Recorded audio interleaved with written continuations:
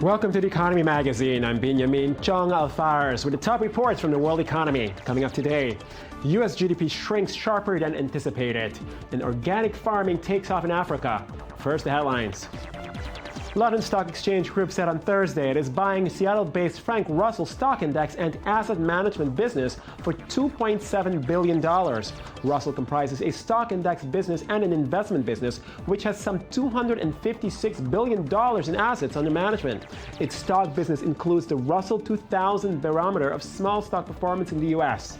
Northwestern Mutual acquired its majority ownership in Russell in 1999 for more than $1 billion. The White House said President Barack Obama would be mindful of not putting U.S. companies at a significant competitive disadvantage when pursuing further sanctions against Russia.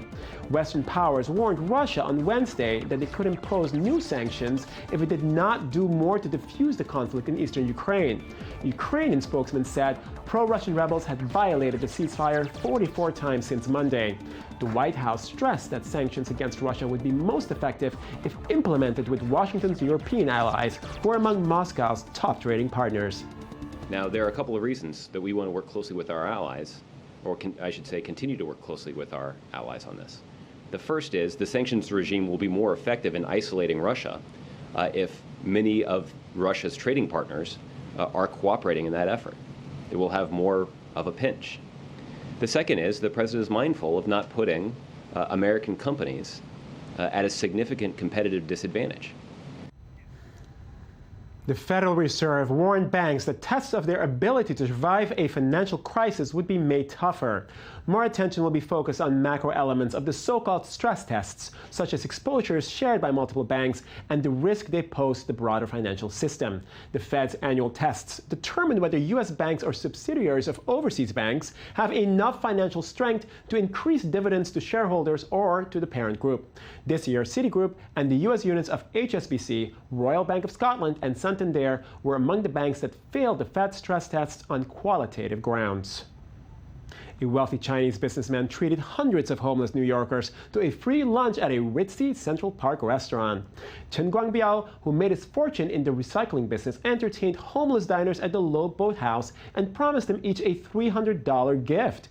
But the gay atmosphere at the swanky banquet room soon turned to bitterness as homeless people who received the money were forced to turn it over to the New York City Rescue Mission. Chen, who has been criticized for organizing events for publicity only, told the crowd to have faith in the homeless center, saying they would find the best way to deal with the money they received. I was very disappointed when he said that we weren't going to get it. I felt I was using it as a prop to come here to get money for the mission, because we were promised that money from the beginning. I told Mr. Chen, if you give cash to homeless, some of them are going to go out and buy drugs and go out and buy alcohol. It's not a good idea. So we're going to take his generosity and translate it into some physical need that they actually have that we can take care of.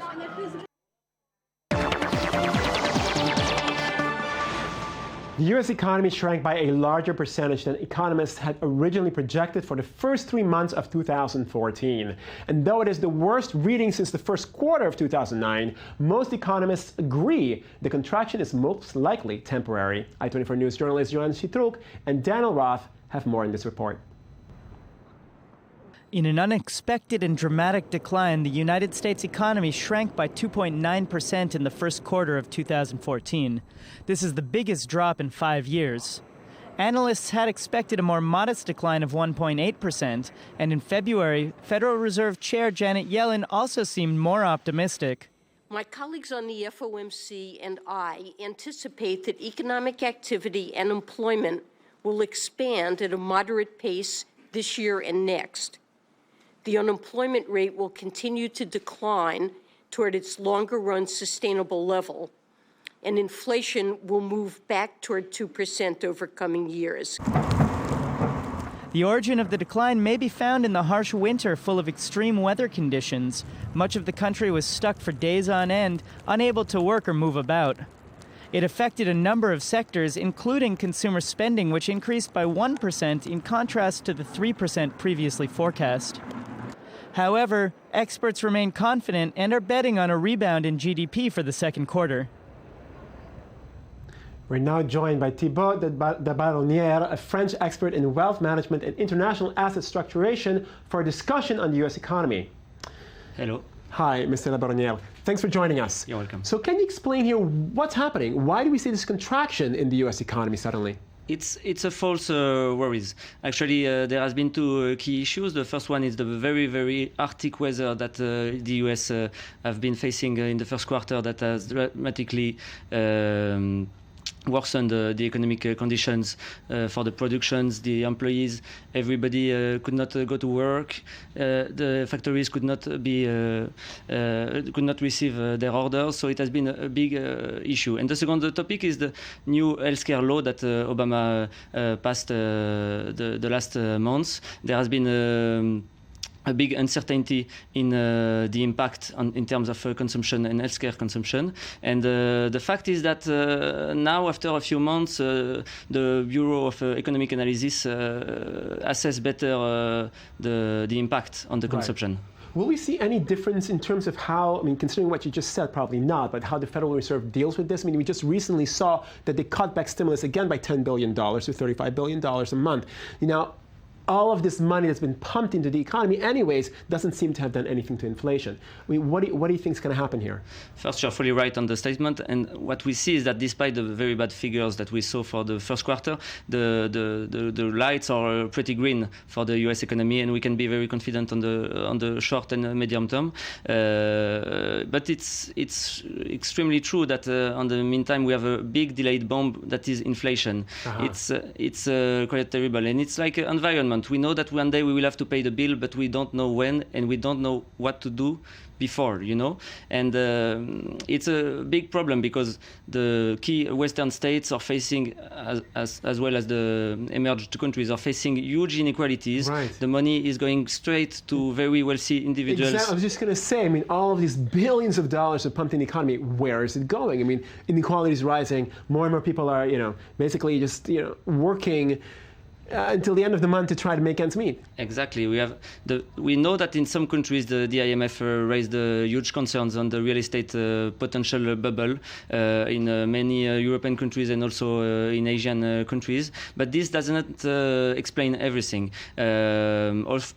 The states would be very happy to have inflation because their deficits and their ability to manage their budget balance is pretty poor in a lot of European countries, also in the US, and they're facing a big issue. The fact is that the rich people that receive so much money thanks to tax cut and tax competition between countries to solve their crisis is producing a very bad effect, which is that when you are rich, you cannot reach thresholds of consumption spendings. Right. When you have several houses, several cars, what can you do with so much money, And we also see that foreign investments are flowing to tax havens, and yes, right. So let's focus now on the inequality aspect of it and on the masses who are not seeing the money. Where does this situation leave them in the long run? Do you have any kind of prognosis of what might be? We are facing in already a few countries like Brazil because of the World Cup that launched a lot of demonstration, and we see a lot of anger in the mass and the average class and the middle class. I think the Western countries and some of the key emerged countries are facing a huge potential social turmoil, and we don't know when it will happen, but it's like water that is boiling. That if it continues, it will go out of the. So. Okay, well, Mr. de la Baronnière, thanks for joining us. You're welcome. Thank you very much.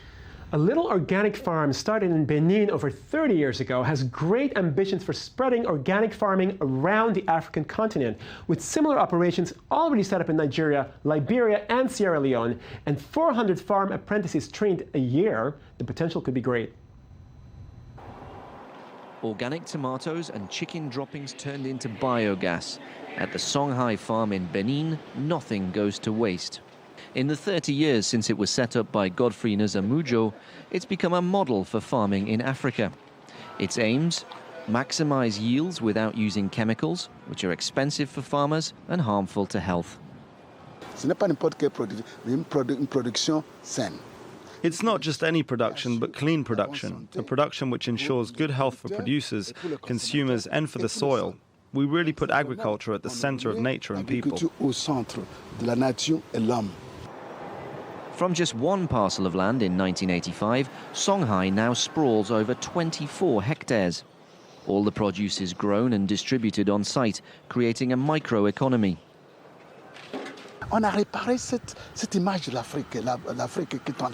We fixed this image of Africa, Africa holding out its hand, Africa the victim. But when you look at the young people today, they're standing tall, ready to fight and to seize the future.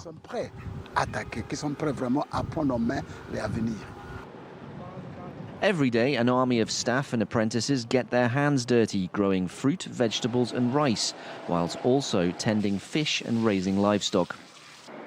Paul wants to follow his parents into farming, but make it more profitable. With modern methods, things take less time. What we used to do in 2 days, we now do in 2 hours. That's what's impressed me most at Songhai. As well as tackling the challenges of poverty and the environment, Songhai prizes education, and it's also a school. Every year, 400 students are selected and trained. Back in their villages, they'll put modern organic techniques into practice. Songhai has been used as a blueprint to take the concept outside Benin. Centres are already open in Nigeria, Sierra Leone and Liberia.